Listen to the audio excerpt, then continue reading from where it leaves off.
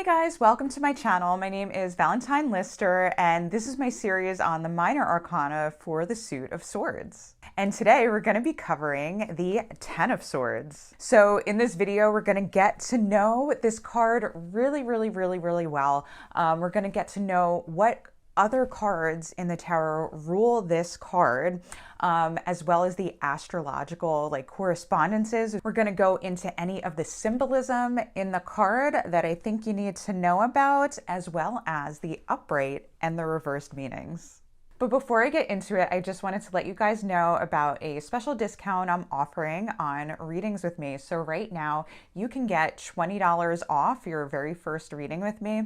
All you have to do is go to my website, valentinelister.com, go to book your reading, and you can use the code $20. Now that offer is good until December 31st, 2021. So you might be wondering, what is it that I offer? Well, I offer tarot card readings and birth chart readings, which is your astrological birth chart, as well as, transits coming up for you. That is live. That's a live one-on-one session on Zoom chat with yours truly and yours truly. So sometimes people are wondering, well, what's better? What's the difference between tarot readings and astrology, like birth chart readings? For tarot card readings, they're really better for if you want guidance and advice. You have like a question and you're like, I want to know what to do. So tarot cards are better for giving you like specific guidance geared like towards that question. With your birth chart, it also does that too, but it's better for understanding like what the blueprint of your life is, what your fate or destiny was, what the stars had to say about like what you were meant for in this life, what your relationships would be like, your career, work, or children, like things of that nature.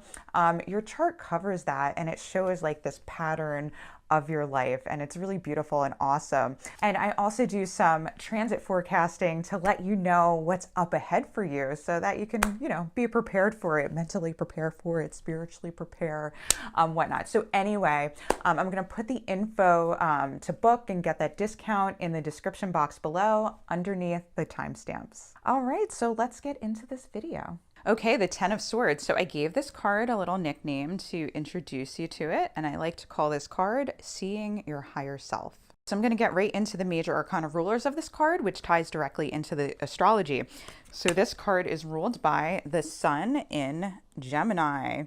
So it's ruled by the Sun, which represents the Sun, and the Lovers, which represents Gemini. And so if you haven't seen my videos, you can kind of think about this as we have the god or goddess in the zodiac sign costume, kind of like as a disguise, showing up in everyday life. The minor arcana shows us what everyday life is all about, where the major arcana cards is like this deity really speaking to us, talking about like major shifts in things that are happening in our lives. So also for my astrologer friends, this card is ruled by the third decan, or no, it represents the third decan of Gemini. Now, put down your pen and pencil, your paper, if you're taking notes. I wrote this down for you, and I have what's called a tarot and astrology cheat sheet. I have the link in the description below with more information about how you can snag that and get that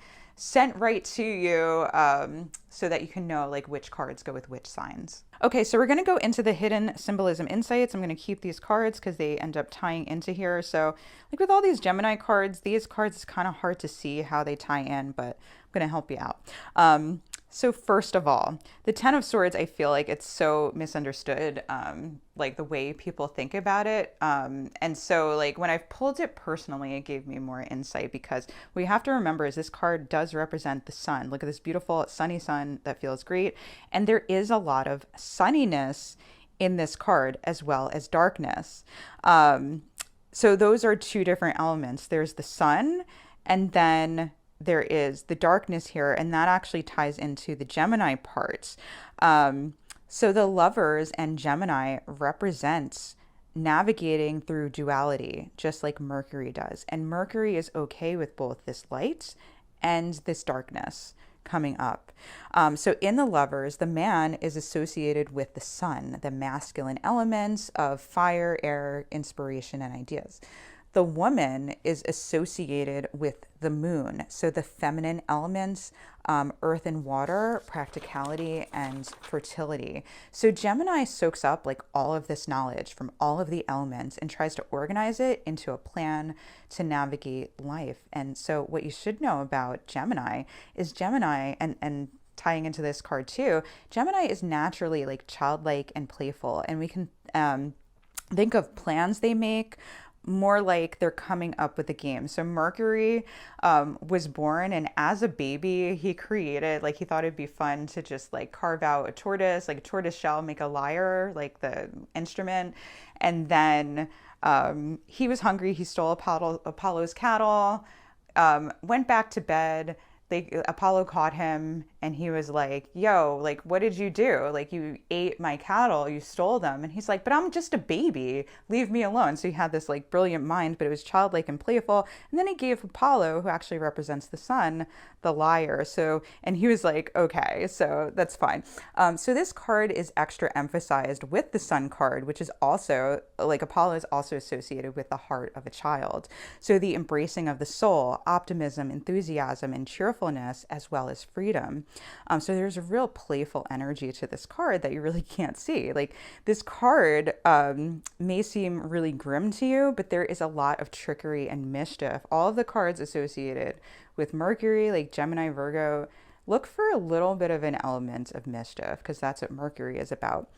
So these swords, they look like they're slaughtering this guy here. And yeah, he's giving like a symbol with his hand that he's okay, that there's more to the situation that meets the eye. And the flag, you know, which like you can see kind of from the sun card, it looks like he is, you know, soaked with blood, but it's just a flag, like in the sun card. And even though the card shows darkness, the sun is actually rising. We're seeing the sunrise here.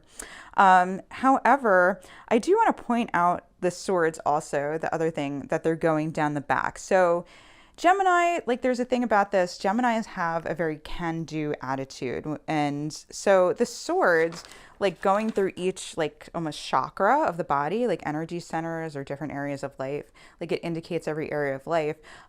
It shows us that the sun in Gemini can often take on too many things, because in their minds, they can do things, like they can do it, they can figure it out, very optimistic, and especially in Gemini.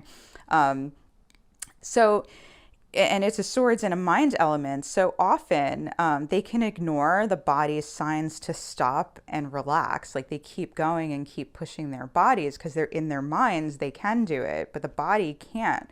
So I do know at least 3, probably 4 people personally that are Gemini suns that have had like serious medical problems where their bodies shut down on them due to them working too much. Like, people who like literally like almost lost their lives because they worked so much and ignored their body's signs. So this card also represents like the body just shutting down because you're doing too much. Okay, so I'm going to go into the colors of the card to help you understand this card a little bit more. The black represents the power, the unconscious, banishing protection, wisdom of the dark aspects of life. Yellow represents creativity, optimism, and enthusiasm. The light blue represents serenity, mental clarity, and compassion. Red represents passion, desire, vitality, and courage. And the brown in this card represents grounding, permanence, and practicality. Okay, so the numerology in this card is associated with the number 10. So it represents both an ending and a beginning. So both a completion and manifestation of a new cycle. Time to reflect on the last cycle, like cards like 1 through 9, and where it went and where you are. So you make a decision, decide whether to stagnate in the familiar or to try something new. It's about making a decision. It's about transitions, and it's a sign that a decision must be made. Okay, so the upright meaning of this card. So this card means that you're experiencing the duality of life. So this card is associated with both dark and light things occurring on the same day, time, or space. Everything is both ordinary and super deep. So in my tarot journal, I'll give you some examples like that I wrote down that I've noticed with this card. So I've gotten it on days that I'm super cranky with my kids, and then the day turns out to be amazing. Or I'm completely exhausted because I'm doing too many things, but then somehow I have the energy to keep going. Also, dark things come up with joyful ones. So example, I was taking a nature walk with my kids, super beautiful, having a great experience. Then I see 3 dead frogs. So kind of dark.